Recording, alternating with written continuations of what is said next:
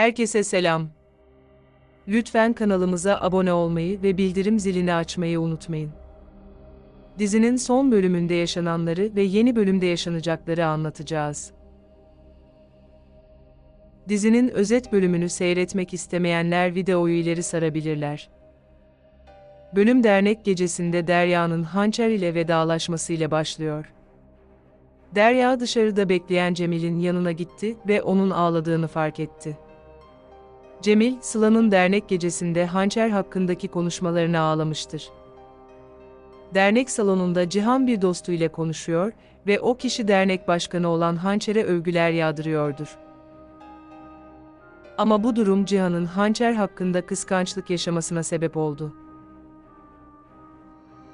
Dernek salonunda bağışlarını yapan davetliler, Hançer Altır'a teşekkür edip oradan ayrılıyorlar. Bir müddet sonra Cihan Hançer'in bulunduğu masaya gitti. Cihan Hançer'e tebrik ederim herkese kendini hayran bıraktın dedi. Hançer Cihan'a benim kimseye kendimi hayran bırakmaya amacım yok dedi. Cihan Hançer'e benim için detaylar önemli değil ama sen başardın dedi. Cihan imalı cümleler kullandıktan sonra başka bir odaya doğru gitti. Hançer sinirli bir şekilde Cihan'ın yanına gitti ve bana ne demek istiyorsun dedi. Cihan Hançer'e sen bir sahtekarsın yaşananlar bir tesadüf değil dedi. Cihan'a göre Sıla'nın konuşması Hançer'in hazırladığı bir plandı. Hançer, Cihan tarafından sahtekarlıkla suçlanmasına epey sinirlendi. Hançer elini kaldırdı ve Cihan'a bir tokat atmaya kalkıştı. Ama Cihan Hançer'i engelledi ve ona benim karşımda durmaya cesaret ediyorsan devam et dedi. İkilinin tartışmalarını Beyza ve Mukadder uzaktan gözetliyordur. Cihan Hançer'e derneğe mal varlığını paylaşmadın çünkü sen sahtekarsın daha dedi ve oradan ayrıldı. Daha sonra Beyza Hançer'in yanına gitti. Beyza Hançer'e sen ne yaparsan yap Cihan'a fayda sağlayamazsın dedi. Hançer Beyza'ya senin saçmalıklarını duymak istemiyorum dedi. Beyza Hançer'e şunu bil ki Cihan seni hiçbir şekilde etrafında ve çevresinde görmek istemiyor dedi. Beyza Hançer'e açıkça çok iyi bir plancı olduğunu söyledi. Hançer Beyza'ya geçmişte yaptığı sahtekarlıkları anlattı ve oradan ayrıldı. Hançer mutsuz bir şekilde dernek salonundaki masasına geçti. O esnada Engin ve Sıla, Hançer'e ne oldu diye sordu. Hançer Engin'e Cihan benim bir sahtekar olduğumu söyledi dedi. Engin Hançer'e keşke Cihan'a tüm mal varlığını derneğe bağışladığına dair evrakları söyleseydin dedi. Hançer Engin'e buna gerek yok yakında Cihan gerçekleri öğrenir dedi. Hançer tüm mal varlığını derneğe bağışladığına dair Engin'e bir kağıt imzalayıp vermiştir. Açıkçası Hançer kendisini reklam malzemesi yapmamıştır. Dakikalar ilerledi bağış gecesi etkinliği bitti ve Hançer evine geldi. Hançer yatak odasına girdiğinde bir hediye paketi gördü. Melih Hançer'e bir defter hediye etmiştir. Melih Hançer'e zor günler geçirdiğinin farkındayım yazı yazarak bu stresli günleri atlatabilirsin diye düşündüm dedi. Melih ve Hançer çok iyi iki kardeş gibi birbirlerine destek oluyorlardır. Melih'in anlamlı cümleleri Hançer'i güçlendiriyor ve umutlandırıyordur. O dakikalarda Mukadder yatak odasındadır ve Derya'nın zenginliğinin kaynağını düşünüyordur. Mukadder kendisine şantaj yapanın Derya olduğuna artık emindir. Öte yandan Beyza da odasındadır ve ağlayan bebeğe sitemde bulunuyordur. Beyza'ya göre ağlayan bebek Cihan'ı eve bağlayamadığı için sorumludur. Beyza kendi kendine konuşarak Cihan Hançer'den nefret etse bile her zaman onun yanında olmak istiyor dedi. Beyza'nın aptalca konuşmaları bebeğe ninni gibi geldi ve bebek uykuya daldı. Gece yarısı oldu ve Hançer hala uyumamıştır. Hançer Melih'ten gelen hediye deftere anılarını yazmaya başladı. Hançer bebeğine fasulye tanem diye hitap ediyordur. Hançer bebeğine hayatta aldığı kararların mantıklı sebeplerini yazan cümleler yazıyordur. Hançer bebeğine hayattaki seveceğim tek erkek sensin diye anısına not yazdı. Melih'in Hançer'e anılar yazması için verdiği defter gerçekten işe yarıyordu. Çünkü Hançer anılarını yazarken kendisini rahat hissetmeye başladı. Hançer bir umut olarak belki ileride Cihan ile barışabileceğini ve bebeğinin babasıyla büyüyebileceğini anısına yazdı.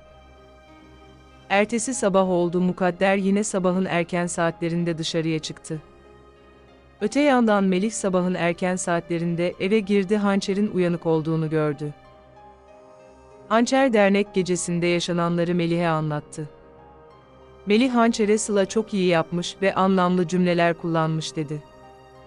Melih Hançer'den Cihan'ın ağır suçlamalarını öğrendi ve morali bozuldu. Melih Hançer'e "Neden tüm mal varlığını derneğe bağışladığını Cihan'a söylemedin?" dedi. Hançer, "Melih'e yapacağım açıklama bir fayda sağlamaz çünkü Cihan bana düşman olmayı seçti" dedi. Melih Hançer'e bir kez daha bu evi bağış yapmamasını söylese de Hançer kararında kesindir. Hançer Melih'e anı defteri aldığı için teşekkür etti. O dakikalarda Cihan odasında sabah haberlerini internetten izliyordur. Cihan, Hançer'in övgü dolu haberlerini görünce sinirlendi. Cihan, Hançer'in hala sahtekar birisi olduğunu söylüyordur. Dakikalar sonra Cihan şirkete gideceği esnada evin koridorunda Beyza karşılaştı. Beyza, Cihan'a "Seni tebrik ederim, yaptıkların Hançer ve kocasını daha da yüceltti" dedi. Cihan Beyza'ya "Beni daha da sinirlendirme" dedi. Beyza, Cihan'a "Bağış gecesi Hançer ve kocasını artık popüler yaptı" dedi. Cihan Beyza'ya "Yakında Hançer'in bulunduğu evi yıkacağım, sen de göreceksin" dedi ve oradan ayrıldı. Birkaç saat sonra Hançer Cihan'ın ofisine "Günaydın" diyerek giriş yaptı. Hançer, Cihan'a bir an önce dernek odasının yapılmasını istiyordu, çünkü Cihan'ın agresif görüntüsünden rahatsızdır. Cihan, Hançer'e "Dün yapılan bağışlar derneğin bütçe açığını kapatmıyor" dedi. Cihan, Hançer'e "Bakalım derneği kurtarmak için nasıl bir sahtekarlık yapacaksın" dedi. Hançer, Cihan'a "Ben hiçbir şeyden vazgeçmem ve bir çaresini bulacağım" dedi.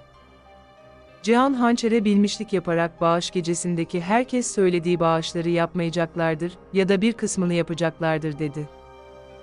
Hançer, Cihan'a kısa bir cevap vererek "Her şeyi halledeceğim" dedi. Hançer'in kendinden emin konuşması Cihan'ı daha da kıskandırıyordur. O esnada sekreter odaya girdi. Sekreter, Hançer'e bir yardımsever derneğe yüksek miktarda bağış yapmak istediğini ama bir şartının olduğunu söyledi dedi. Sekreter, Hançer'e "Bağışçının isteği sizinle akşam yemeğinde buluşmak istiyordur" dedi. Hançer şaşırdı ve sekretere bağış yapmak için neden bir şart koşuyor o kişi dedi. Cihan birden konuşmaya dahil oldu ve Hançer'e "Bağışçıya haksızlık ediyorsun" dedi. Cihan, Hançer'e "Bağışçının teklifi kabul etmelisin, bazen önemli bağışçılar dernek başkanları ile birebir görüşmek isterler" dedi. Cihan'ın her cümlesi Hançer'in bağış yapan kişiyle görüşmesini isteyen cümlelerdi. Diğer tarafta ise Engin evinde Sıla ile birlikte kahvaltı yapıyorlardır. Sıla Engin'e "Ben artık İstanbul'dan gideceğim çünkü buradaki amacımdan vazgeçtim" dedi. Engin Sıla'ya "Bana bir yardımcı lazım, evde yalnız yaşıyorum ve evde çalışacak birine ihtiyacım var" dedi. Engin Sıla'ya karşı ufak hisler besliyordur. Sıla Engin'in iş teklifini kabul etti. Öte yandan Cemil'in evde olmadığı bir vakitte Mukadder eve giriş yaptı. Derya, Mukadder'i karşısında görünce büyük bir panik yaşadı. Mukadder, Beyza'nın karnına bağladığı yapay hamilelik materyalini Derya'nın suratına attı. Mukadder, Derya'ya "Dernek gecesinde yaptığın aptallık sayesinde şantajcının sen olduğunu anladım" dedi. Derya aptalca konuşmaya başladı ve Mukadder'e doğru düzgün bir cevap veremedi. Mukadder, Derya'ya "Dediklerimi anlamıyorsan Cemil geldiğinde ona anlatırım" dedi. Derya korkmuş bir şekilde Mukadder'e "Nusret bunları biliyor mu?" dedi. Mukadder Derya'ya "Nusret henüz Beyza'ya attığın iftiraları bilmiyor" dedi. Mukadder Derya'ya "Nusret yaptıklarını bilirse bir kabus gibi üzerine çökebilir" dedi. Derya kendisine acındıran ve pişman olduğunu söyleyen cümleler kullanmaya başladı. Yonca tüm konuşmaları gizlice kapı arkasından dinliyordur. Mukadder Derya'ya bir daha böyle bir şeye kalkışırsan Nusret'e yaptıklarını söylerim dedi ve oradan ayrıldı. Diğer tarafta ise Hançer ofisindeyken sekreter Engin'in şirkete giriş yaptığını haber verdi. Hançer masadan kalkacağı esnada çantasındaki anı defterini yere düşürdü. Hançer anı defterinin yere düştüğünü fark etmeden Engin'in yanına gitti. Engin'in ofisinde Sıla da vardır ve Sıla Hançer'e Engin'in yanında işe başladığını söyledi. Hançer Sıla'nın İstanbul'dan gitmeyeceğine çok sevindi. Hançer Engin'e gizli bir bağışçının yüksek miktarda derneğe bağış yapacağını söyledi. Engin Hançer'e her zaman bu tip bağışçılar olacaktır dedi. Engin Hançer'e bağışçı ile bir görüşme yapması tavsiyesinde bulundu. Hançer, Engin ve Sıla'yı Cihan'ın ofisinde bunalıyorum çünkü Cihan sürekli bana negatif aşılayan cümleler kullanıyor dedi. Hançer'i en çok üzen mesele ise başarısızlıklarla sonuçlanan dernek işleridir.